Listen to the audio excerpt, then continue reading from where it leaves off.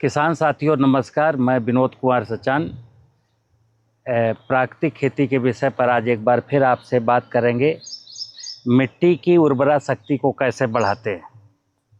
किसान भाइयों देखो, मैं जब भी बात करता हूँ आपसे नेचुरल फार्मिंग की तो छोटे मोटे चुटकुले नहीं सुनाता हूँ, मैं रियल कहानी बताता हूँ कि आपकी जो 5 एकड़ 10 एकड़ 2 एकड़ ज़मीन है, जब तक वो फर्टाइल नहीं बनेगी तब तक आपकी किसी भी मुश्किल का समाधान निकलने वाला नहीं है।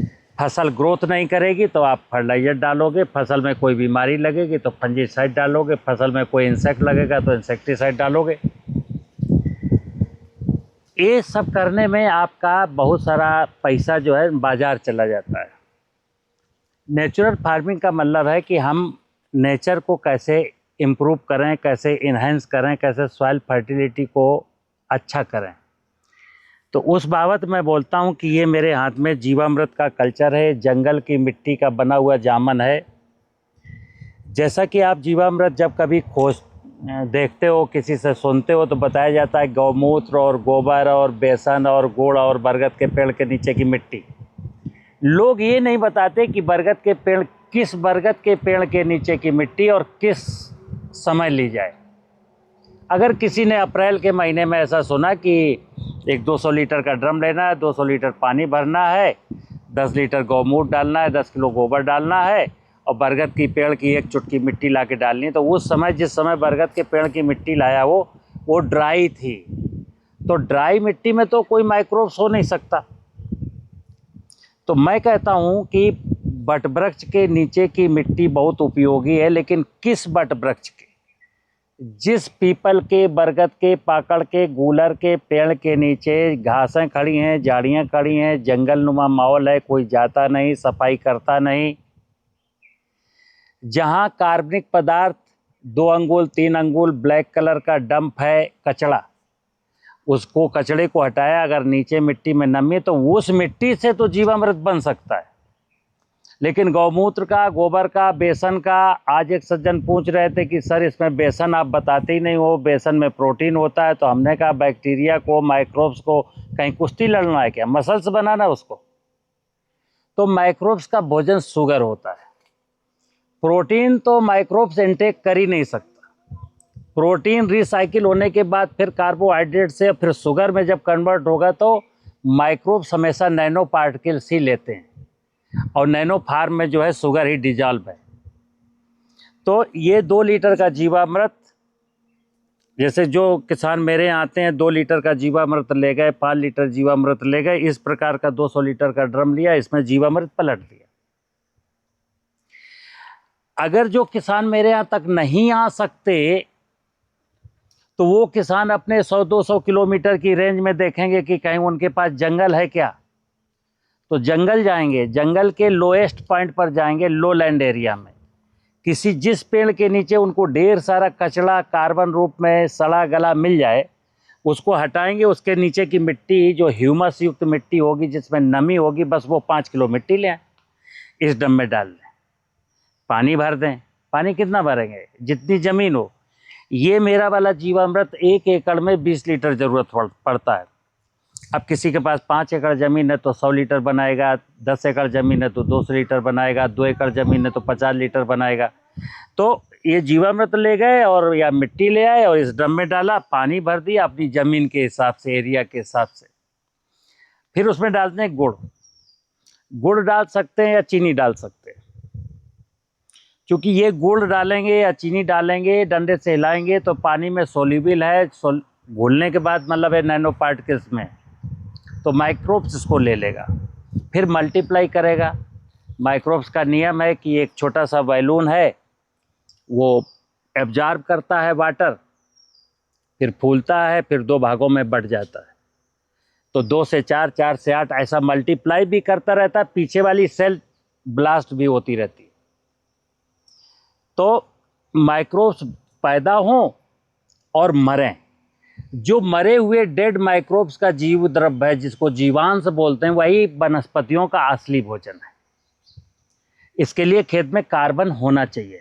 इसलिए मैं कहता हूं कि कार्बन की मात्रा आप जरूर बढ़ाइए, कार्बनिक पदार्थ खेत में दीजिए।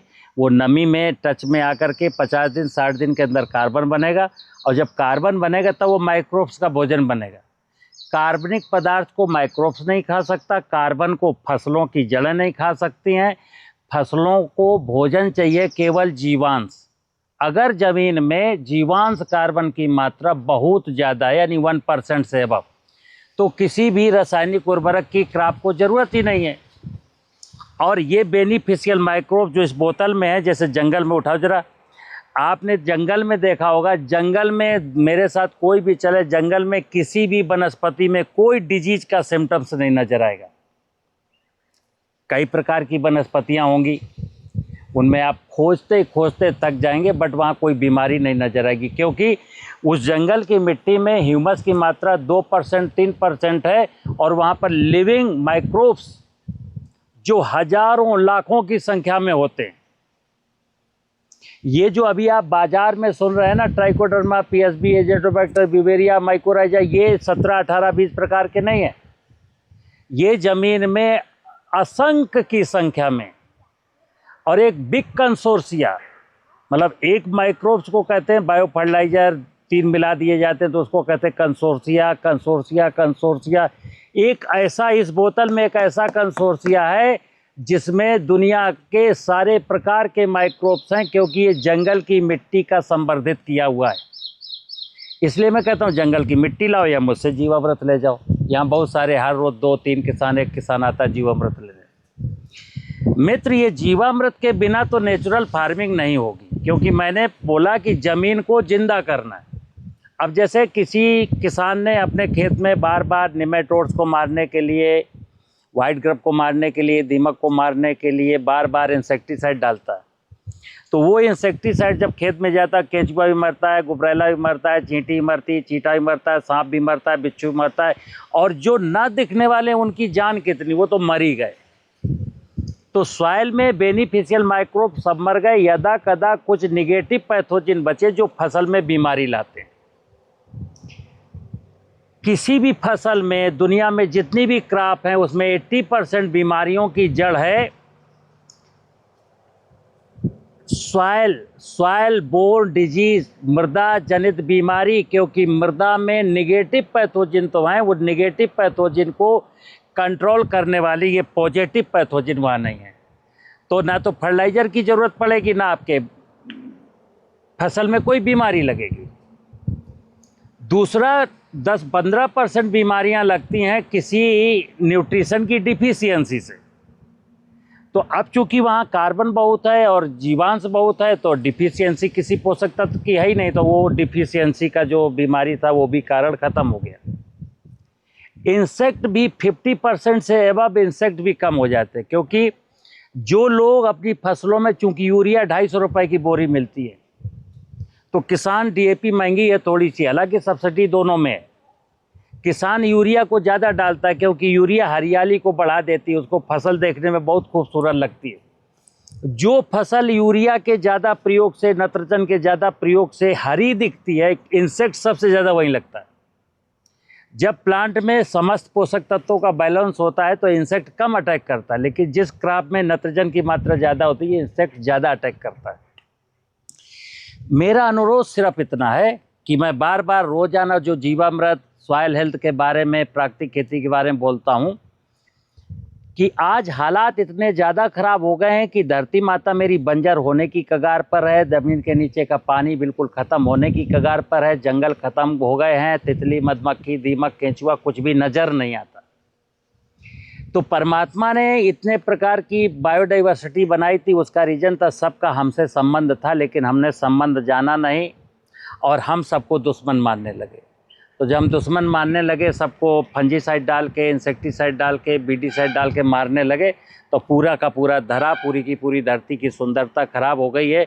और फिर इसी कारण से मैं उपज तो कुछ ले लेता हूँ, लेकिन उस भोजन में स्वाद नहीं है, उस भोजन में पौष्टिकता नहीं, उस भोजन में चूँकि इंसेक्टिसाइड, फंजीसाइड की मिलावट है, इसलिए वो खा के मैं बीमार होता हूँ, अस्पताल चला जाता हूँ।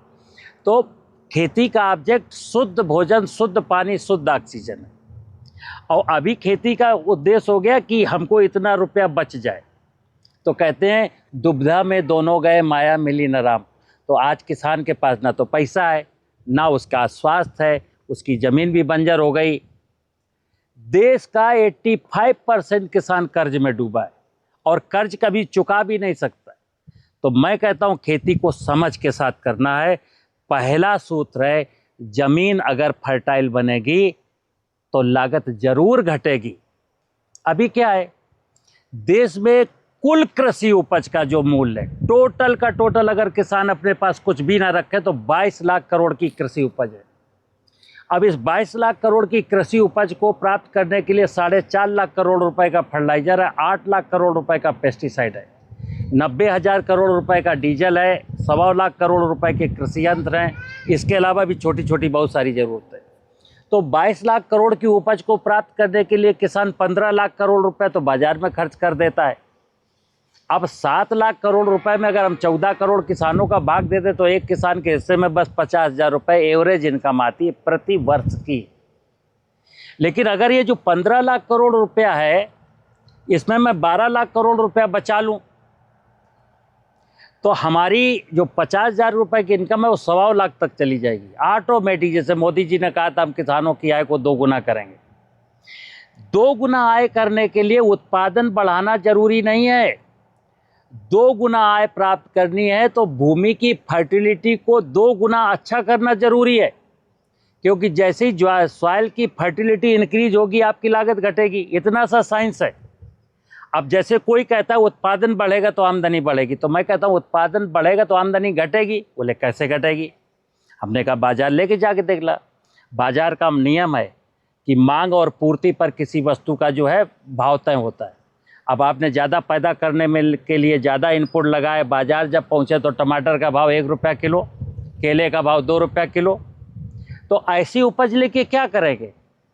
तो मैं आपसे निवेदन करता हूँ कि जितने भी दिमाग में विषय चल रहे हैं वो सबको डिलीट मारिए। केवल एक काम करिए कि मैं अपनी 5 एकड़ ज़मीन को धरती माता की फर्टिलिटी को माँ का स्वरूप प्रदान कर दूंगा। माँ में जितना कार्बन है उतना कार्बन होगा, और धरती में जितने भी प्रकार के जीव जंतु होने चाहिए वो सब हैं। मैं मारता किसी को हूँ नहीं। बस आपका बल्ले बल्ले हो जाएगा, आप कर्ज से मुक्त हो जाएंगे। नमस्कार।